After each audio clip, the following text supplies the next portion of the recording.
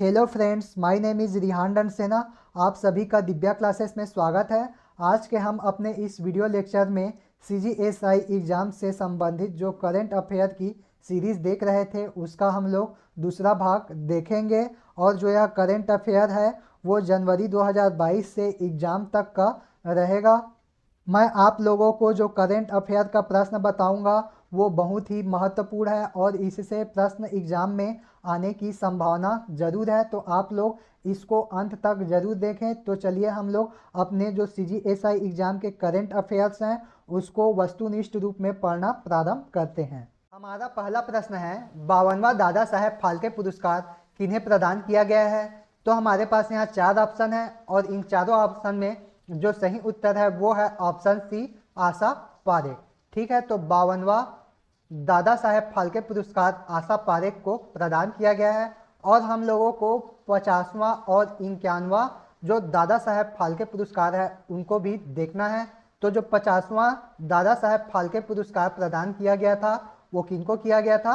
अमिताभ बच्चन जी को। ठीक है, अमिताभ बच्चन जी को 50वां दादा साहेब फाल्के पुरस्कार प्रदान किया गया था। और ये कौन से वर्ष प्रदान किया गया था? तो 2018 के लिए। और उसी प्रकार देखते हैं हम लोग 51वां दादा साहेब फाल्के पुरस्कार जो कि 2019 के लिए प्रदान किया गया है। तो किनको प्रदान किया गया था? रजनीकांत जी को। रजनीकांत जी को 51वां दादा साहेब फाल्के पुरस्कार प्रदान किया गया था। और हमें दादा साहेब फाल्के पुरस्कार से संबंधित एक प्रश्न और याद रखना है।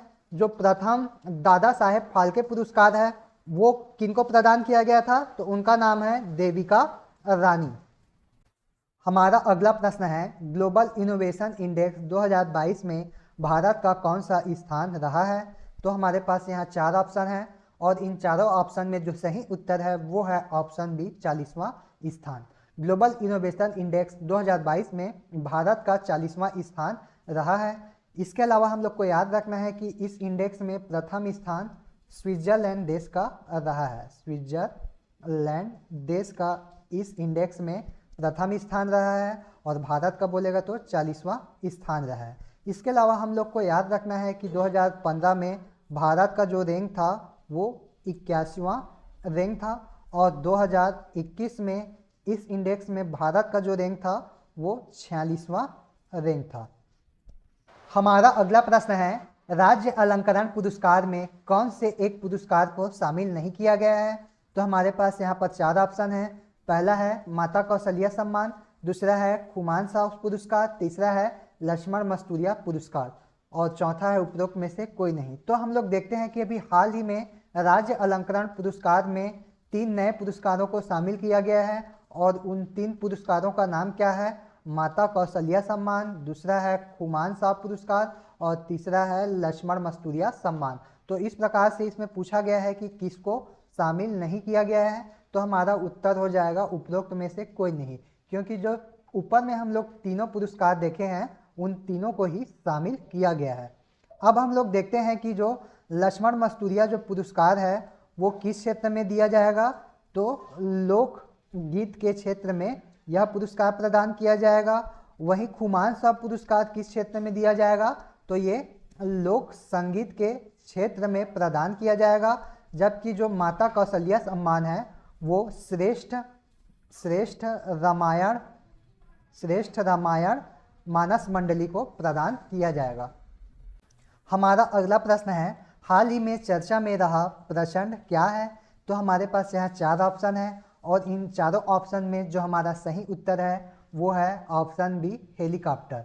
तो आप लोगों को याद रखना है जो प्रचंड है वो एक प्रकार का हेलीकॉप्टर है और यह किस प्रकार का हेलीकॉप्टर है? तो यह स्वदेशी हल्के लड़ाकू हेलीकॉप्टर है। ठीक है, तो आप लोगों को याद रखना है जो प्रचंड हेलीकॉप्टर है वो स्वदेशी हल्के लड़ाकू हेलीकॉप्टर है जिसे हाल ही में भारतीय वायुसेना में शामिल किया गया है। हमारा अगला प्रश्न है, मुख्यमंत्री भूपेश बघेल जी द्वारा महात्मा गांधी जयंती के अवसर पर Mahatma Gandhi rural industrial park योजना के तहत कितने रूरल इंडस्ट्रियल पार्क का भूमि पूजन किया गया है? तो हमारे पास यहाँ पर चार ऑप्शन है। पहला है 200, दूसरा है 250, तीसरा है 300, चौथा है 400। तो हमारा जो सही उत्तर है वो है 300। लगभग 300 रूरल इंडस्ट्रियल पार्क का भूमि पूजन किस तिथि को किया गया? 2 अक्टूबर। ठीक है, 2 अक्टूबर को लगभग 300 रूरल इंडस्ट्रियल पार्क का भूमि पूजन किसके द्वारा किया गया? माननीय मुख्यमंत्री भूपेश बघेल जी द्वारा। और जो इस योजना है Mahatma Gandhi rural industrial park योजना, इसके अंतर्गत कितनी राशि आवंटित की गई है बजट में? 600 करोड़ रुपए। ठीक है, Mahatma Gandhi rural industrial park योजना के तहत 600 करोड़ रुपए की राशि आवंटित की गई है। और हम लोगों को इसमें याद रखना है कि प्रत्येक विकास खंड में 2-2 रूरल इंडस्ट्रियल पार्क स्थापित किए जाएंगे। तो आप लोगों को पूछ सकता है एग्जाम में कि Mahatma Gandhi rural industrial park योजना के प्रथम चरण के अंतर्गत प्रत्येक विकास खंड में कितने रूरल इंडस्ट्रियल पार्क की स्थापना की जाएगी? तो हमारा जो सही उत्तर रहेगा वो 2 रहेगा। ठीक है, उसके बाद आप लोगों के एग्जाम में पूछा जा सकता है कि कौन सा रूरल इंडस्ट्रियल पार्क सबसे बड़ा होगा? तो बस्तर जिले में है तुरेनार, बस्तर जिले में है तुरेनार। तो यहाँ पर जो रूरल इंडस्ट्रियल पार्क बनेगा वो प्रदेश का सबसे बड़ा रूरल इंडस्ट्रियल पार्क होगा। हमारा अगला प्रश्न है, भारत में 5G इंटरनेट सेवा किस तिथि से प्रारंभ किया गया है? तो हमारे पास यहाँ पर 4 ऑप्शन है। पहला है 1 अक्टूबर 2022, दूसरा है 2 अक्टूबर 2022, तीसरा है 3 अक्टूबर 2022 और चौथा है 4 अक्टूबर 2022। तो हमारा जो सही उत्तर है वो है 1 अक्टूबर 2022। भारत में 5G इंटरनेट सेवा 1 अक्टूबर 2022 से प्रारंभ हो गई है और यह भारत के गिने चुने शहरों में ही अभी चालू हुआ है। हमारा अगला प्रश्न है, 36वां राष्ट्रीय खेल का आयोजन किस राज्य में किया जा रहा है? तो हमारे पास यहाँ पर 4 ऑप्शन है। पहला है महाराष्ट्र, दूसरा गुजरात, तीसरा गोवा और चौथा है उत्तराखंड। तो हमारा जो सही उत्तर है वो है ऑप्शन बी, गुजरात। जो 36वां राष्ट्रीय खेल है वो गुजरात राज्य में आयोजित किया जा रहा है। और हम लोगों को याद रखना है कि जो 35वां राष्ट्रीय खेल हुआ था वो कौन से राज्य में हुआ था? तो केरल राज्य में 35वां राष्ट्रीय खेल 2015 में हुआ था। और 7 साल बाद 2022 में 36वां राष्ट्रीय खेल कहाँ आयोजित हो रहा है? गुजरात में।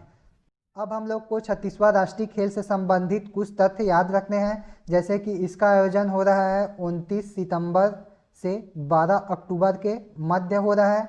और आप लोगों के एग्जाम में पूछ सकता है कि इसका शुभांकर किसको बनाया गया है? तो सावाज को इसका शुभंकर बनाया गया है। हमारा अगला प्रश्न है, भारत के नए चीफ ऑफ डिफेंस स्टाफ किन्हें नियुक्त किया गया है? तो हमारे पास यहाँ 4 ऑप्शन है। पहला है अनिल चौहान, दूसरा राजेश सिंह, तीसरा अमन चौहान और चौथा है उदय पाटिल। तो हमारा जो सही उत्तर है वो है ऑप्शन ए, अनिल चौहान। भारत के नए chief of defence staff general Anil Chauhan ji को नियुक्त किया गया है। और जो ये चीफ ऑफ डिफेंस स्टाफ है इसका गठन दिसंबर 2019 में किया गया था। और हमारे देश के प्रथम जो चीफ ऑफ डिफेंस स्टाफ थे उनका नाम था बिपिन रावत। ठीक है, हमारे देश के प्रथम चीफ ऑफ डिफेंस स्टाफ कौन थे? बिपिन रावत। और उन्होंने अपना पदभार कब ग्रहण किया था? तो 1 जनवरी 2020 को उन्होंने अपना पदभार ग्रहण किया था।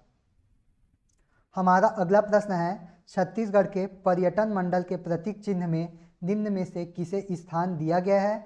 तो हमारे पास यहाँ 4 ऑप्शन है। पहला है टाइगर बाय चेंद्रू, दूसरा है टाइगर तेम्बू, तीसरा है बिलासाबाई और चौथा है ए एंड बी। तो हमारा जो सही उत्तर है वो है option D, A and B. ठीक है, तो आप लोगों को क्या याद रखना है?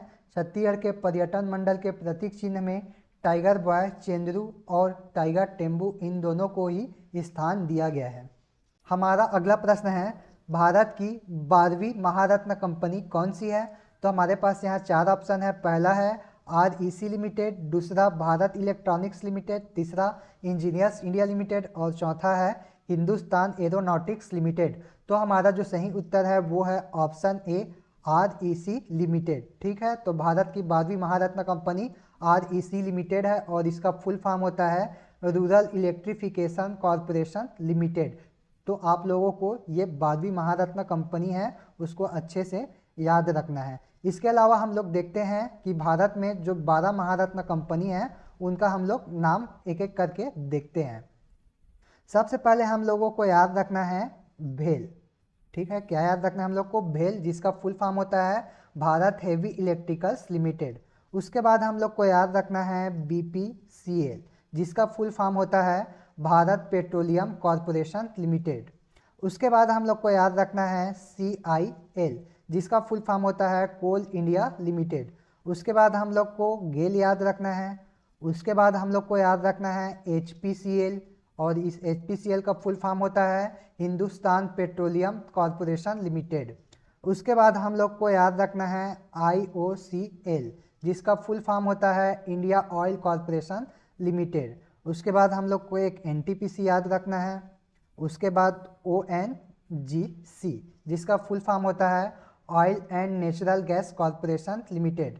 उसके बाद हम लोग को याद रखना है पावर फाइनेंस कॉरपोरेशन, और उसके बाद याद रखना है power grid corporation of India limited. और लास्ट में याद रख लेना सेल, जिसका फुल फॉर्म होता है steel authority of India limited. तो आप लोग के एग्जाम में एक क्वेश्चन और पूछ सकता है कि जो 11वीं महारत्न कंपनी बनी थी उसका क्या नाम था? तो उसका क्या नाम था? Power finance corporation. ठीक है, तो आप लोग याद रखना जो 11वीं महारत्न कंपनी थी उसका नाम था पावर फाइनेंस कॉरपोरेशन। हमारा अगला प्रश्न है छत्तीसगढ़ का पहला एग्रो टूरिज्म किस स्थान पर स्थापित किया गया है? तो हमारे पास 4 ऑप्शन है। पहला है आरंग, दूसरा पाटन, तीसरा रतनपुर, चौथा मैनपाट। तो हमारा जो सही उत्तर है वो है ऑप्शन बी, पाटन। छत्तीसगढ़ का पहला एग्रो टूरिज्म पाटन में स्थापित किया गया है, और ये पाटन कहाँ पर है? तो दुर्ग जिले में है। तो हम लोग को समझना है कि यहाँ पर एग्रो टूरिज्म क्या होता है। तो एग्रो टूरिज्म में किसान क्या करते हैं? पर्यटकों को खेत के बीच ले जाकर प्राकृतिक माहौल में फसलों एवं उसके उत्पादों को देखने और उससे संबंधित प्रयोग करने का अवसर प्रदान करते हैं। हमारा अगला प्रश्न है छत्तीसगढ़ सरकार महिला पुलिस अधिकारियों द्वारा स्कूल एवं कॉलेजों में बेटियों को कानूनी अधिकार और सुरक्षा उपायों की जानकारी देने के लिए कौन सा अभियान चला रही है? तो हमारे पास यहाँ 4 ऑप्शन है। पहला है हमार बेटी हमार मान, दूसरा है हमार बेटी हमार शान, तीसरा है हमार बेटी हमार संस्कार, चौथा है हमार बेटी हमार गर्व। तो हमारा जो सही उत्तर है वो है ऑप्शन ए, हमार बेटी हमार मान। छत्तीसगढ़ सरकार महिला पुलिस अधिकारियों द्वारा जो गर्ल्स स्कूल एवं कॉलेज हैं उनमें गर्ल्स को कानूनी अधिकार और सुरक्षा उपायों की जानकारी देने के लिए हमार बेटी हमार मान अभियान चला रही है। हमारा अगला प्रश्न है ईरानी कप 2022 का खिताब किस टीम ने जीता है? तो हमारे पास यहाँ 4 ऑप्शन है। पहला है महाराष्ट्र, दूसरा शेष भारत, तीसरा मध्य प्रदेश और चौथा है बिहार। तो हमारा जो सही उत्तर है वो है ऑप्शन बी, शेष भारत, जिसे हम लोग रेस्ट ऑफ इंडिया के नाम से भी जानते हैं। तो ईरानी कप 2022 का खिताब रेस्ट ऑफ इंडिया ने जीता है, और यह इसका 29वां खिताब है। और रेस्ट ऑफ इंडिया ने फाइनल में किस टीम को हराया है? तो सौराष्ट्र की टीम को फाइनल में हराया है। हमारा अगला प्रश्न है वर्ष 2022 के लिए किन्हें रसायन का नोबेल पुरस्कार प्रदान किया गया है? तो हमारे पास यहाँ 4 ऑप्शन है। पहला है कैरोलिन आर बार्टोजी, दूसरा है मोर्टन मेल्डल, तीसरा है के बैरी शार्पलेस और चौथा है उपरोक्त सभी। तो हमारा जो सही उत्तर है वो है ऑप्शन सी, उपरोक्त सभी। वर्ष 2022 के लिए जो रसायन का नोबेल पुरस्कार है वो 3 वैज्ञानिकों को प्रदान किया गया है, और उन 3 वैज्ञानिकों का नाम क्या है? तो उनका नाम है कैरोलिन आर बार्टोजी, जो कि अमेरिका देश के रहने वाले हैं। उसके बाद जो के बैरी शार्पलेस हैं वो भी अमेरिका देश के रहने वाले हैं, जबकि मोर्टन मेल्डन हैं वो डेनमार्क के रहने वाले हैं, डेनमार्क के रहने वाले हैं। अब हम लोग देखते हैं कि यह पुरस्कार इनको क्यों प्रदान किया गया है। तो इन तीनों ने ही अणुओं के एक साथ विखंडन का तरीका विकसित किया था, जिसके लिए इनको वर्ष 2022 में रसायन का नोबेल पुरस्कार प्रदान किया गया है। और इनकी जो थ्योरी है उसको क्लिक केमिस्ट्री और बायो ऑर्थोगोनल रिएक्शन के रूप में जाना जाता है। अब हम लोग देखते हैं कि भौतिक विज्ञान में किसे नोबेल पुरस्कार प्रदान किया गया है। तो 3 व्यक्तियों को भौतिक विज्ञान में कार्य करने के लिए भौतिक का नोबेल पुरस्कार प्रदान किया गया है। अब हम लोग उनके नाम को देखते हैं। एक है एलेन एस्पेक्ट जो कि फ्रांस देश के रहने वाले हैं। दूसरा है जॉन क्लाउजर जो कि अमेरिका देश के रहने वाले हैं। और तीसरा है एंटन साइलिंगर जो कि ऑस्ट्रेलिया देश के रहने वाले हैं। अब हम लोग देखते हैं कि इन्होंने कौन सा काम किया जिसके लिए इनको नोबेल पुरस्कार प्रदान किया गया है। तो इन्होंने क्वांटम विज्ञान पर कार्य किया है जिसके लिए इन्हें नोबेल पुरस्कार प्रदान किया गया है। अब हम लोग देखते हैं कि जो चिकित्सा के क्षेत्र में नोबेल पुरस्कार है वो किनको प्रदान किया गया है। तो इस वर्ष का जो चिकित्सा का नोबेल पुरस्कार है वो स्वांते पैबो को प्रदान किया गया है और वे स्वीडन देश के रहने वाले हैं। हम लोगों को याद रखना है कि यह पुरस्कार उन्हें किसके लिए प्रदान किया गया है। तो मानव के क्रमिक विकास पर खोज के लिए उनको यह पुरस्कार प्रदान किया गया है। अब हम लोग साहित्य का नोबेल पुरस्कार के बारे में देखते हैं। तो वर्ष 2022 के लिए साहित्य का नोबेल पुरस्कार फ्रांस की लेखिका एनी एनॉक्स को प्रदान किया गया है। फ्रांस की लेखिका एनी एनॉक्स को प्रदान किया गया है। उनको यह पुरस्कार उनके साहस और नैतिक सटीकता के साथ अपनी यादों की जड़ों को खोदकर सामाजिक प्रतिबंधों को उजागर करने के लिए प्रदान किया गया है। हमारा अगला प्रश्न है, स्वामी आत्मानंद शासकीय इंग्लिश मीडियम की किस छात्रा का चयन नासा की प्रोजेक्ट में हुआ है। तो हमारे पास यहाँ 4 ऑप्शन है। पहला है रितिका ध्रुव, दूसरा रोशनी साहू, तीसरा अंजलि साहू और चौथा है उपरोक्त सभी। तो हमारा जो सही उत्तर है वो है ऑप्शन ए रितिका ध्रुव। स्वामी आत्मानंद शासकीय इंग्लिश मीडियम की छात्रा रितिका ध्रुव का चयन नासा की प्रोजेक्ट में हुआ है। और हम लोग देखेंगे तो इस प्रोजेक्ट के लिए जो नासा की प्रोजेक्ट है उसके लिए देश भर के 6 बच्चों का चयन किया गया है और उनमें से एक कौन है तो रितिका ध्रुव है। और ये रितिका ध्रुव कौन से ज़िले की रहने वाली है तो महासमुंद ज़िले की रहने वाली है। ठीक है, तो आप लोगों को इसको याद रखना है। हमारा अगला प्रश्न है, हाल ही में किन्हें चुनाव आयोग के नेशनल आइकन के रूप में नामित किया गया है। तो हमारे पास यहाँ 4 ऑप्शन है। पहला है अक्षय कुमार, दूसरा है पंकज त्रिपाठी, तीसरा है मुकेश खन्ना और चौथा है उपरोक्त सभी। तो हमारा जो सही उत्तर है वो है ऑप्शन बी पंकज त्रिपाठी। हाल ही में पंकज त्रिपाठी को चुनाव आयोग के नेशनल आइकन के रूप में नामित किया गया है। हमारा अगला प्रश्न है, भारत के नए अटॉर्नी जनरल कौन बने हैं।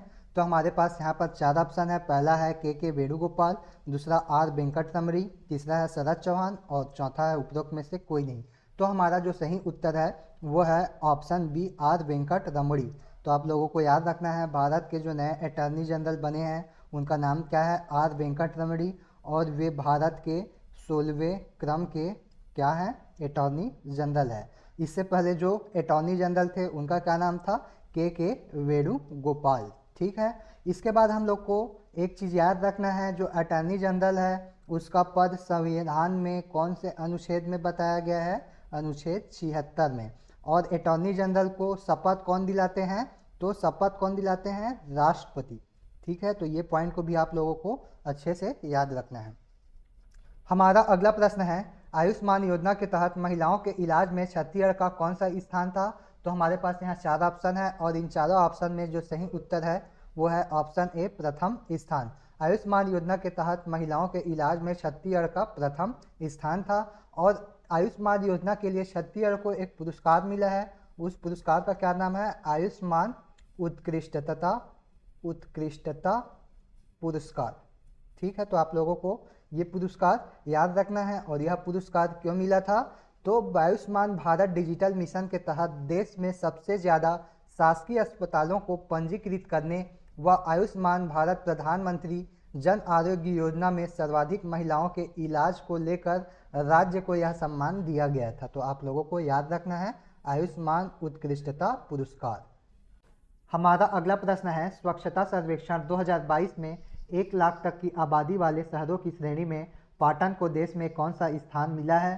तो हमारे पास यहाँ 4 ऑप्शन है और इन चारों ऑप्शन में हमारा जो सही उत्तर है वो है ऑप्शन बी दूसरा स्थान। स्वच्छता सर्वेक्षण 2022 में 1 लाख तक की आबादी वाले शहरों की श्रेणी में पाटन को देश में दूसरा स्थान प्राप्त हुआ है। अब हम लोग देखते हैं कि इस रैंकिंग में प्रथम स्थान कौन से शहर को प्राप्त हुआ है। तो उस शहर का नाम है पंचगणी। उस शहर का क्या नाम है? पंचगणी। और ये कौन से राज्य से है? तो पंचगणी जो शहर है वो महाराष्ट्र राज्य में स्थित है। तो आप लोगों को याद रखना है, प्रथम स्थान है पंचगणी शहर का जो कि महाराष्ट्र राज्य का है, और उसके बाद छत्तीसगढ़ का शहर है पाटन। तो आप लोगों को इसको याद रखना है। अब हम लोग देखते हैं कि 1 लाख से अधिक आबादी वाले शहरों की सूची में प्रथम स्थान कौन से शहर ने प्राप्त किया है। तो 1 लाख से अधिक आबादी वाले शहरों की सूची में सबसे स्वच्छतम शहर किसको घोषित किया गया है? इंदौर शहर को। और ये कौन से राज्य का है? तो मध्य प्रदेश। ठीक है, तो आप लोगों को याद रखना है भारत का 1 लाख से अधिक आबादी वाला सबसे स्वच्छतम शहर कौन सा है? इंदौर। और छत्तीसगढ़ का शहर है अंबिकापुर, उसको इस रैंकिंग में कितना स्थान प्राप्त हुआ है? 10वां स्थान प्राप्त हुआ है। तो आप लोग को अंबिकापुर का नाम भी याद रखना है क्योंकि उसको 10वां स्थान प्राप्त हुआ है। उसके बाद हम लोग यदि 10 लाख से अधिक आबादी वाले शहरों की बात करें, 10 लाख से अधिक आबादी वाले शहरों की बात करें, तो इसमें रायपुर को देश में कौन सा स्थान मिला है? तो आप लोगों को याद रखना है 11वां स्थान मिला है। और यदि हम लोग 50,000 से 1 लाख तक के शहरों की बात करें तो इसमें चिरमिरी को प्रथम स्थान प्राप्त हुआ है, चिरमिरी। ठीक है, तो इसको भी आप लोगों को याद रखना है। उसके बाद हम लोगों को एक चीज़ और याद रखना है कि जो स्वच्छता सर्वेक्षण है वो 2016 से प्रारंभ किया गया है, और इंदौर एक ऐसा शहर है जो कि 6वीं बार लगातार देश में सबसे स्वच्छतम शहर बना है। हमारा अगला प्रश्न है, पिच ब्लैक युद्ध अभ्यास का आयोजन किस देश में किया गया? तो हमारे पास यहाँ 4 ऑप्शन है। पहला है ऑस्ट्रेलिया, दूसरा मलेशिया, तीसरा ब्रिटेन और चौथा है चीन। तो हमारा जो सही उत्तर है वो है ऑप्शन ए, ऑस्ट्रेलिया। ऑस्ट्रेलिया द्वारा पिच ब्लैक नामक युद्ध अभ्यास का आयोजन किया गया और इसमें भारत सहित कुल 17 देशों ने भाग लिया है। हमारा अगला प्रश्न है, हाल ही में बाजरा पर राष्ट्रीय सम्मेलन का आयोजन किस स्थान पर किया गया था? तो हमारे पास यहाँ पर 4 ऑप्शन है। पहला है मुंबई, दूसरा नई दिल्ली, तीसरा चेन्नई और चौथा है उपरोक्त में से कोई नहीं। तो हमारा जो सही उत्तर है वो है ऑप्शन बी, नई दिल्ली। नई दिल्ली में 23 जून 2022 को बाजरा पर राष्ट्रीय सम्मेलन का आयोजन किया गया था। और हम लोगों को याद रखना है कि जो 2023 है वो बाजरा का अंतर्राष्ट्रीय वर्ष है। ठीक है, तो 2023 को बाजरा के लिए अंतर्राष्ट्रीय वर्ष घोषित किया गया है। और हम लोग को साथ ही में एक चीज़ और याद रखना है कि भारत विश्व में बाजरा का 5वां सबसे बड़ा निर्यातक देश है। 5वां सबसे बड़ा निर्यातक देश है। हमारा अगला प्रश्न है, हाल ही में छत्तीसगढ़ के किस संभाग में भूकंप आया था? तो हमारे पास यहाँ 4 ऑप्शन है। पहला है सरगुजा, दूसरा बस्तर, तीसरा दुर्ग और चौथा है रायपुर। तो हमारा जो सही उत्तर है वो है ऑप्शन ए, सरगुजा। ठीक है, तो अभी हाल ही में सरगुजा में कुछ ही दिनों में एक के बाद एक कई हम लोग को भूकंप देखने को मिला है।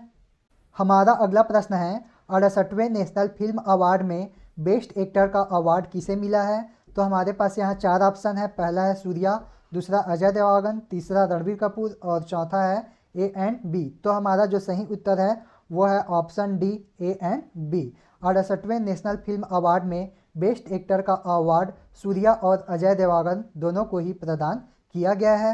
अब हम लोग देखते हैं कि इस 68वें नेशनल फिल्म अवार्ड में बेस्ट हिंदी फिल्म का अवार्ड कौन सी फिल्म को दिया गया है। तो इसमें बेस्ट हिंदी फिल्म का अवार्ड तुलसीदास जूनियर को प्रदान किया गया है। तो आप लोगों को याद रखना है कि इसमें बेस्ट हिंदी फिल्म का अवार्ड तुलसीदास जूनियर को प्रदान किया गया है। उसके अलावा यदि आप लोगों से पूछा जाए कि बेस्ट फीचर फिल्म कौन सा था, तो इसमें बेस्ट फीचर फिल्म का अवार्ड दिया गया है सोराराई पोट्रू। ठीक है, तो आप लोगों को याद रखना है कि बेस्ट फीचर फिल्म का अवार्ड सोराराई पोट्रू को प्रदान किया गया है। वहीं इसमें बेस्ट अभिनेत्री का अवार्ड यदि आप लोगों से पूछा जाए तो क्या याद रखना है, किनका नाम याद रखना है? अपर्णा बाल मुरली। ठीक है, तो आप लोगों को याद रखना है, बेस्ट अभिनेत्री पूछा जाए तो अपर्णा बाल मुरली। हमारा अगला प्रश्न है, विश्व खाद्य पुरस्कार 2022 से किसे सम्मानित किया गया है? तो हमारे पास यहाँ 4 ऑप्शन है। पहला है शकुंतला सिंह, दूसरा है एम्बर ब्रैकएन, तीसरा है ब्रेम जनसेन और चौथा है सिंथिया रोजेनजवेग। तो हमारा जो सही उत्तर है वो है ऑप्शन डी, सिंथिया रोजेनजवेग। ठीक है, तो आप लोगों को याद रखना है कि विश्व खाद्य पुरस्कार 2022 से किन्हें सम्मानित किया गया है? सिंथिया रोजेनजवेग। उनको यह पुरस्कार जलवायु और खाद्य प्रणालियों के बीच संबंधों को समझने तथा भविष्य में दोनों कैसे बदलेंगे इसका पूर्वानुमान लगाने के लिए दिया गया है। हमारा अगला प्रश्न है, पुरुष एशिया हॉकी कप का विजेता कौन सा देश रहा है? तो हमारे पास यहाँ 4 ऑप्शन है। पहला है दक्षिण कोरिया, दूसरा है जापान, तीसरा भारत और चौथा है मलेशिया। तो हमारा जो सही उत्तर है वो है ऑप्शन ए, दक्षिण कोरिया। पुरुष एशिया हॉकी कप का विजेता दक्षिण कोरिया देश रहा है और उन्होंने कौन से देश को हराया है? तो उन्होंने मलेशिया देश को हराया है। ठीक है, तो पुरुष एशिया हॉकी कप का विजेता दक्षिण कोरिया बना है और उन्होंने मलेशिया देश को फाइनल में 2-1 से हराया है। वहीं इस प्रतियोगिता में भारत को कांस्य पदक प्राप्त हुआ है। ठीक है, तो आप लोग को याद रखना है कि भारत को इस प्रतियोगिता में कांस्य पदक प्राप्त हुआ है और यह जो खेल है वो इंडोनेशिया के जकार्ता में आयोजित किया गया था। हमारा अगला प्रश्न है, पवन ऊर्जा का उपयोग करने वाला देश का पहला एयरपोर्ट कौन सा है? तो हमारे पास यहाँ 4 ऑप्शन है। पहला है मुंबई, दूसरा रायपुर, तीसरा नई दिल्ली और चौथा है अहमदाबाद। तो हमारा जो सही उत्तर है वो है ऑप्शन ए, मुंबई। पवन ऊर्जा का उपयोग करने वाला देश का पहला एयरपोर्ट मुंबई है। और मुंबई में कौन सा एयरपोर्ट है? तो यहाँ जो एयरपोर्ट है उसका नाम है छत्रपति शिवाजी महाराज अंतर्राष्ट्रीय हवाई अड्डा। तो आप लोगों को इसको अच्छे से याद रखना है। हमारा अगला प्रश्न है, हाल ही में किसे वैज्ञानिक व औद्योगिक अनुसंधान परिषद की पहली महिला महानिदेशक नियुक्त किया गया है? तो हमारे पास यहाँ 4 ऑप्शन है। पहला है रेणुका चौधरी, दूसरा है माधुरी पुरी, तीसरा है नल्लाथम्बी कलाई सेल्वी और चौथा है महिमा भक्त। तो हमारा जो सही उत्तर है वो है ऑप्शन सी, नल्लाथम्बी कलाई सेल्वी। तो आप लोगों को याद रखना है कि हमारे देश के वैज्ञानिक व औद्योगिक अनुसंधान परिषद की पहली महिला महानिदेशक नल्लाथम्बी कलाई सेल्वी को नियुक्त किया गया है। हमारा अगला प्रश्न है, अखिल भारतीय जनजाति साहित्य समारोह 2022 का आयोजन किस शहर में किया जाएगा? तो हमारे पास यहाँ 4 ऑप्शन है। पहला है रांची, दूसरा रायपुर, तीसरा भोपाल और चौथा है नई दिल्ली। तो हमारा जो सही उत्तर है वो है ऑप्शन बी, रायपुर। रायपुर में अखिल भारतीय जनजाति साहित्य समारोह 2022 का आयोजन किया जाएगा और यह आयोजन कब किया जाएगा? तो ये 11 से 13 अप्रैल 2022 के मध्य में किया जाएगा। हमारा अगला प्रश्न है, AIFF footballers of the year किसे चुना गया है? तो हमारे पास यहाँ 4 ऑप्शन है। पहला है विक्रम सिंह, दूसरा सुनील छेत्री, तीसरा क्रिस्टल जान और चौथा है विजय राठे। तो हमारा जो सही उत्तर है वो है option B, Sunil Chhetri. AIFF footballers of the year Sunil Chhetri को चुना गया है। यहाँ पर AIFF का फुल फॉर्म होता है ऑल इंडिया फुटबॉल फेडरेशन। ठीक है, तो यहाँ पर AIFF का फुल फॉर्म होता है ऑल इंडिया फुटबॉल फेडरेशन। हमारा अगला प्रश्न है, रोड्रिगो चाव किस देश के राष्ट्रपति बने हैं? तो हमारे पास यहाँ 4 ऑप्शन है। पहला है चिली, दूसरा है कोस्टा रिका, तीसरा है डेनमार्क और चौथा है जॉर्जिया। तो हमारा जो सही उत्तर है वो है option B, Costa Rica. Rodrigo Chaves Costa Rica देश के नए राष्ट्रपति बने हैं और कोस्टा रिका की जो राजधानी है उसका नाम है सैन होजे। ठीक है, कोस्टा रिका की राजधानी कौन सी है? San Jose. और यह जो कोस्टा रिका है वो उत्तरी अमेरिका महाद्वीप के अंतर्गत आता है। तो आप लोगों को इन दोनों ही चीज़ को अच्छे से याद रखना है। तो यह था हमारा आज का वीडियो लेक्चर, जिसके अंतर्गत हम लोगों ने CGSI एग्ज़ाम से संबंधित जो महत्वपूर्ण करंट अफेयर की सीरीज चल रही है उसका हम लोगों ने दूसरा भाग देखा है। जो यह महत्वपूर्ण करेंट अफेयर है वो जनवरी 2022 से लेकर एग्ज़ाम तक का रहेगा। तो यह था हमारा दूसरा पार्ट इस सीरीज का, और इसका जो अन्य पार्ट है मैं वो आप लोगों के सामने जल्द ही लाऊंगा। यदि आप लोगों को यह वीडियो पसंद आया हो तो इस वीडियो पर लाइक और कमेंट करना ना भूलें। साथ ही हमारे चैनल को सब्सक्राइब करें, और जो CGSI की तैयारी कर रहे हैं उन तक इस वीडियो को ज़रूर शेयर करें। आज के लिए बस इतना ही, धन्यवाद।